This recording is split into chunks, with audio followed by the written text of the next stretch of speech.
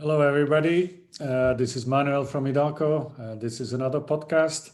Today we have as host Big Chris. Well, that's the way he calls himself. Big Chris gonna talk with us a little bit about easy reporting for non-technical slash business teams. Hi, Chris. Hey, thanks for having me, Manuel. Nice to meet you. It's my pleasure. So let us, what is easy reporting? Because I think I'm at the right address. I would be one of those guys that is non-technical and would love some reporting with a push of a button or with some simple ways to gather all the information. And it looks I'm at the right address for the moment. Yeah, sure. I mean, I think we all have our non-technical days. Even some of the most advanced of us don't feel particularly technical on a Monday morning. So, and I think that's the key. I've been in the Atlassian space for 5, 6 years now. And a big thing I've noticed is that the first people to move into this space were super technical, right? Like a lot of the first solution partners were helping people migrate from even more awkward, more technical solutions such as Subversion, Yeah.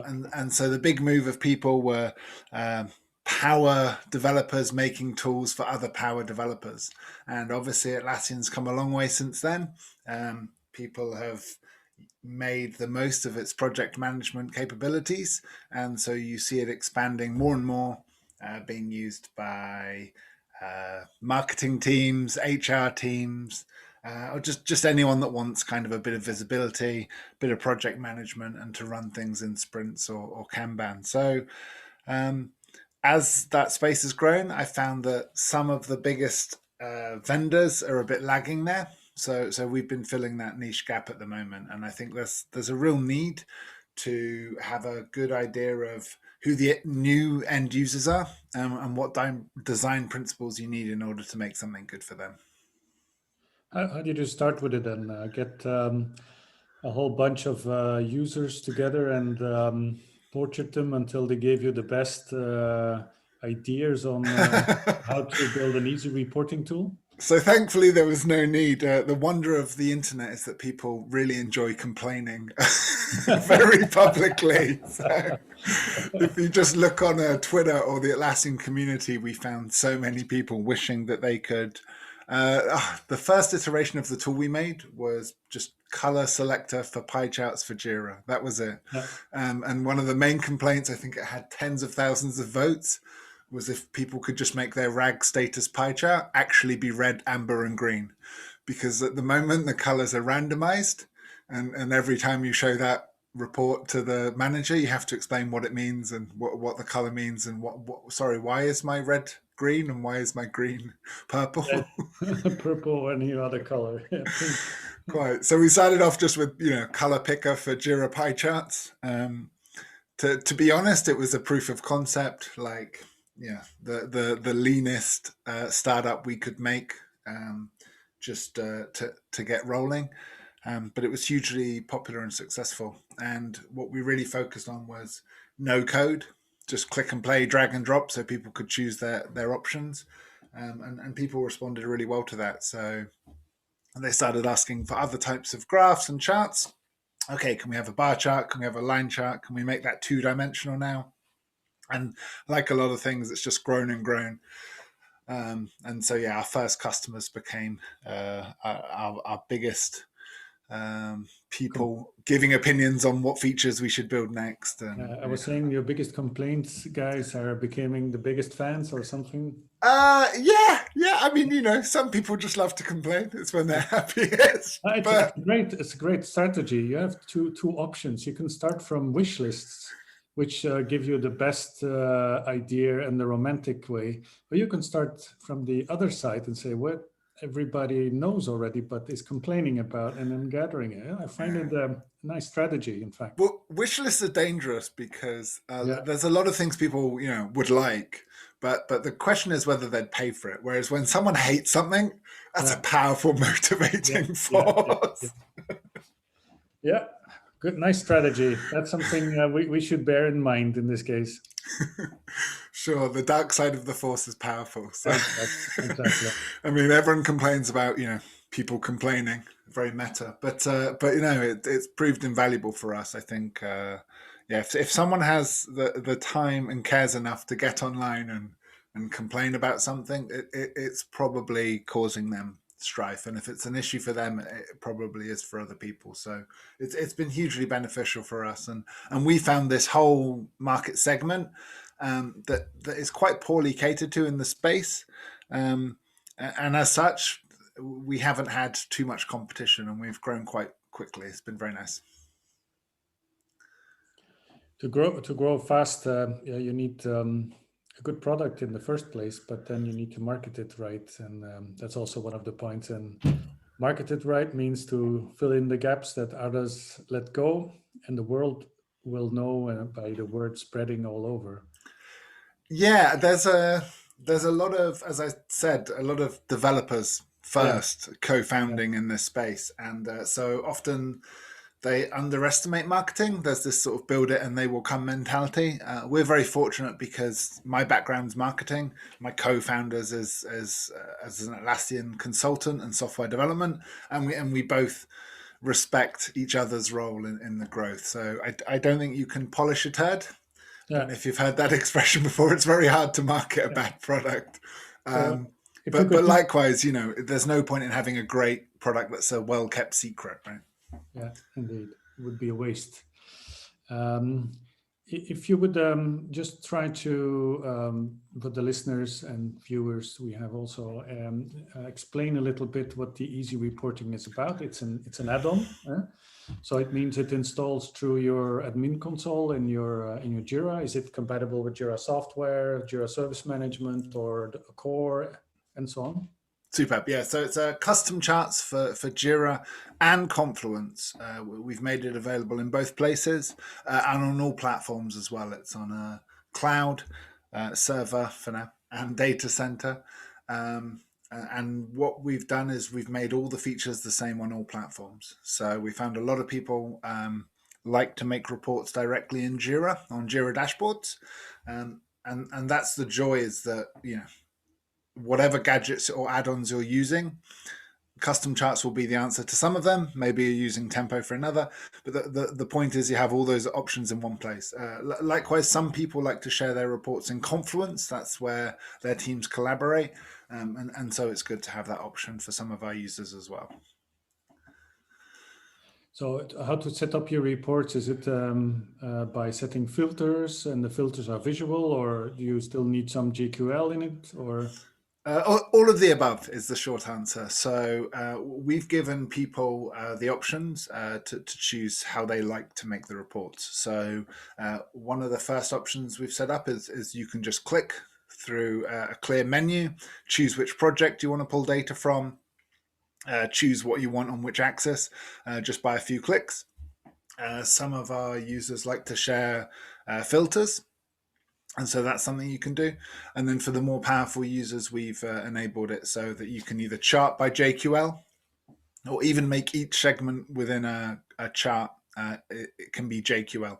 And that works with more powerful features such as Script Runner or some of the more advanced JQL add-ons, so that if you're using custom JQL that way, pretty much if you can make a JQL query for it, you can chart by it.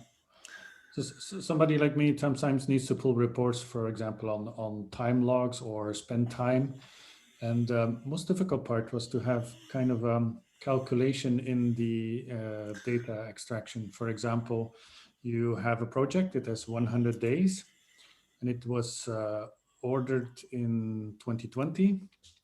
But it still has to start. And in January, you had 5 days gone of the 100 days, there's 95 left. But if you pull a report of, let's say in February, another 5 days go, you have 90 left, then I pull a report of February, I only see 5 days that are gone. And I don't see that I still have 90 left on the project. So it's a kind of a floating figure. And that seems to be in some other tools, a line kind of a pain in the ass. Yes. So it does get complex, right? Because people are looking for delta change over time. Yeah. And so it's been something particularly hard for us to develop. I think you see different options.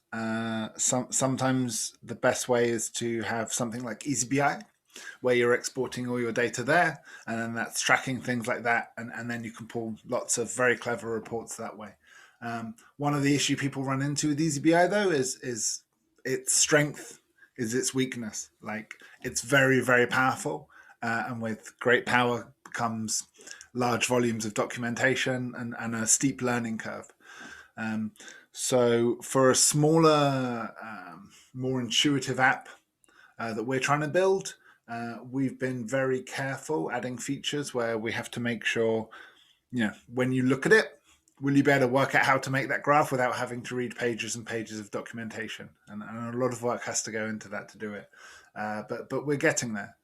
I often think, though, that we're not looking to compete with EasyBI. I think if you have a big data expert on your team, then he will want the tool with the most features and the most power. Absolutely. But for the 90% of people who are working day to day in Jira and don't have time to learn how to use another tool, and don't want to go through that steep learning curve, and just want a quick report to show on a dashboard to share with other team members or with the CEO, we fit nicely in that niche. Yeah. The reason I asked is that in EasyBI, it doesn't work to have a floating delta. So it is hard. I know it's not an easy calculation to have. The best I've seen attempts at doing it is, as I say, taking daily snapshots of data, and then I won't get into the data management of it, but it's a tough thing to ask of any platform. Could you give some specific use cases where you think, well, I never thought the add-on would be used in this way, or is very specific reporting that customers can pull with the few clicks, as you said?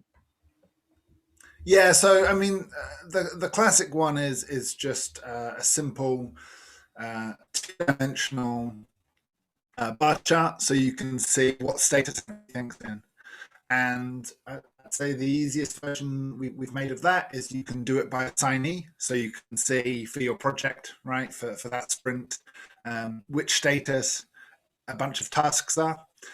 And what we found has been really valuable is often with charts, it does an issue count. So how many issues are in each status? If you then change, again, just with a two clicks, let's see how many story points that equates to, right? You often get a very different image, and it's quite important switching between those two. And the other thing we've done is made the thing I've enjoyed learning the most is that often what happens is people are looking for, like, the CTO will be looking for the best add-on possible for the job, and we'll be weighing up the pros and cons of the add-on. And when we actually talk to the team, we'll be like, what add-on are you using at the moment? They're like, oh, we don't use an add-on. We just export it to Excel because that's where we know what we're doing. And I think often it's necessary for us to realize that we're not competing with another add-on in this space. We're competing with Excel, and the fact that people just want what they're familiar with and comfortable with. And as soon as they're faced with too much friction or barrier to entry, they'll just go back to what they're familiar with. So what we've tried to do is give as many options as possible with an intuitive interface as possible. And from that, you sort of see the graphs people make. I think what happens often is that people will be like, oh, we want to make this report. And if we can't make it now, the answer will be, oh yeah, that feature's coming out next month. It's the joy of having a relatively new product with features developed all the time. So it's like everybody's waiting for the new iPhone 13 or something like it. It's like the newest version of easy reporting coming. Is everyone waiting for the new iPhone? I think once you've seen one rectangle, you've seen them all. Something you talked about, which I think is quite useful, will be SLAs. So integrating with Jira Service Desk and Confluence, it's good to get a report on how many SLAs were breached.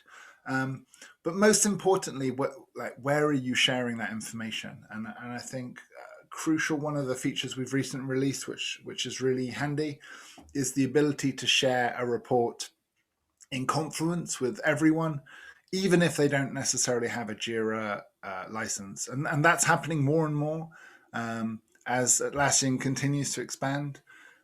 Maybe different teams and different departments will have access to Confluence, but not Jira. Maybe they're using another tool.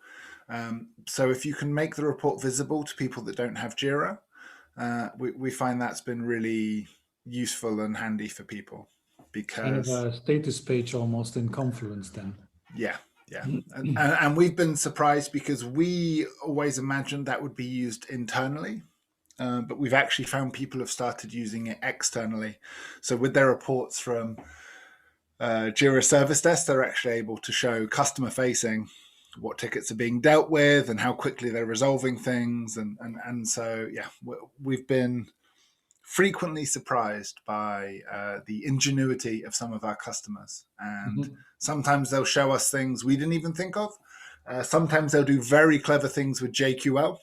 In tandem with tools such as Script Runner, they'll have a very clever JQL query that'll be calculating something, and we'll be like, oh, that's a really good report. And as you can imagine, it's not that hard once someone's made it in JQL to make a button that does it automatically. So, yeah, once again, our customers are suggesting some of the best features for the roadmap. So your roadmap is full. Can you highlight maybe the most important things that are coming ahead on your roadmap? Yeah, I think a big one, I can bring it up now for you if you want. Something, let me get it up for you because, God, we are releasing stuff all the time.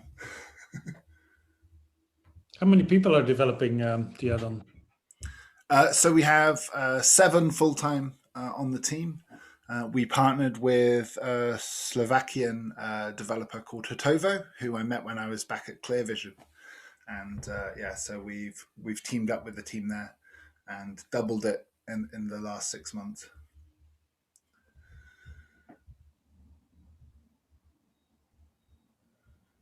Wow. I might share the roadmap with you to put in the show notes because there's a lot. The things that are releasing all the time.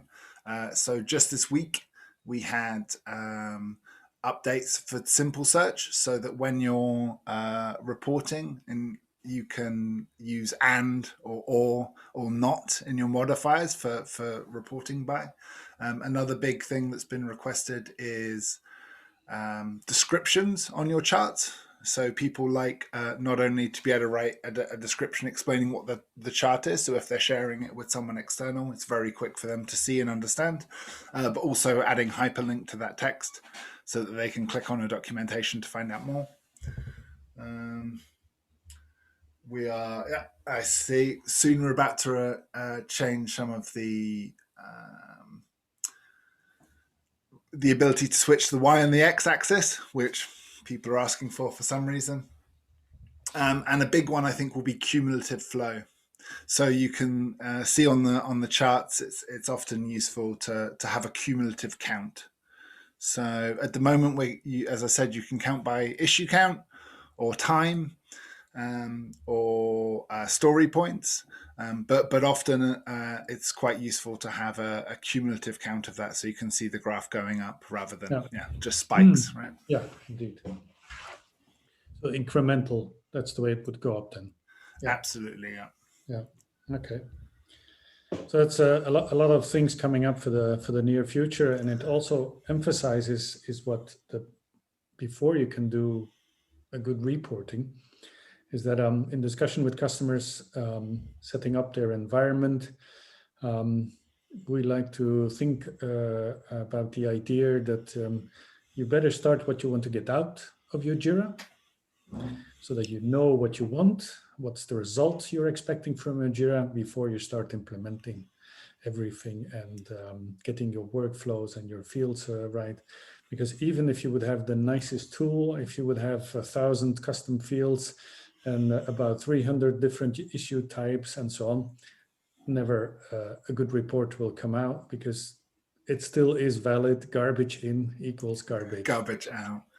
And then even the best tool won't help in that case. So is there any advice for listeners and viewers in this case on to think through or to do a good cleanup or something like it before starting to implement tools for reports? Because it's not the ultimate thing that will solve all your problems. True, and I've seen too many things advertise themselves as the ultimate silver bullet magic solution to all problems. Yeah, I think there's a few things there. Building on what you said, the biggest problem with well-established early adopters of Jira will be the need to get your house in order, right? And if people have, Jira's strength again is its weakness. So if people are customizing a lot and every department has their own customization, you're going to end up with a bunch of duplicate fields and redundancies. I really do think that's why the solution partner network exists. I think it's crucial to get the fundamentals right and the basics right. So making sure you don't have a bunch of different fields doing the same purpose or unnecessary workflows or complications, right? And that's the first thing that you can do working with someone such as yourselves, is get your house in order, simplify things. I see part of the move to cloud as being a good fix for that, because as much as people like to customize things, that's often where the biggest headaches come, right? And hopefully cloud and the need to migrate to cloud for some people will be an opportunity for that spring clean that's often needed. I also think that although our add-on isn't the silver bullet solution, what sometimes happens if you're looking to build a big data reporting solution, it's easy to forget that part of that, as you say, of getting the good data in is the culmination of lots of different people working on different things, right? Like that huge report is a collation of loads and loads of projects and individual teams. And so if you have a small reporting dashboard closer to the coal furnace, closer to where people are working, I think you're much more likely for people to get that quick feedback mechanism that they need in order to see whether they're building any meaningful reports. If it's just a wall ball that you can see then and there, a team gets a good idea whether they're putting good data in and whether the big report at the end is going to be of any use or validity to anyone. So I do think it's useful having that accessible dashboard, and if the only feedback people get from their data in is at the end of the month when it's all exported to some big data solution, that's far too slow feedback to be agile in any meaningful way. So we do find that even if you're looking to use something like EasyBI or Jira Align, having each team be aware of what their data is looking day by day and week by week and getting that feedback is part of the solution. Yeah. Because not every team member will be looking at that big data solution day to day, but they will be working in Jira or Confluence. So. Yeah. When using Jira Align, not many companies will install, but that's a safe, a structured environment where I think you start with 5 zeros before implementing anything on the Jira Align level, just only for the software. So I think that's another range of. It's another planet, man. Exactly, another planet on managing data. You were talking about the cloud, and we know all that server will be end of support in 2024. And Atlassian is releasing the Forge framework. What's your standing on the Forge framework? Will you adapt your add-on to it? Yes, as much as possible. I think it's natural for developers to be cynical. I think anyone that starts and builds their own product, you have to think a little bit differently and not accept the rules. You have to think for yourself. So it's natural to have cynical people who want to forge their own path. Excuse the terrible pun. But for the end users, I think it's crucial that the product or the add-ons, the apps, look as much like Jira and Confluence as possible. I think that makes the user experience just so much easier and more seamless. And likewise, Atlassian's working really hard to make it easy. So we've been part of this program. If our apps, if you've made reports in server and then you're porting over to cloud, we've made it as easy as possible so that all of those reports migrate across with you. And I think that's just good customer service. Like it's just necessary to consider. Seamless transition. Yeah.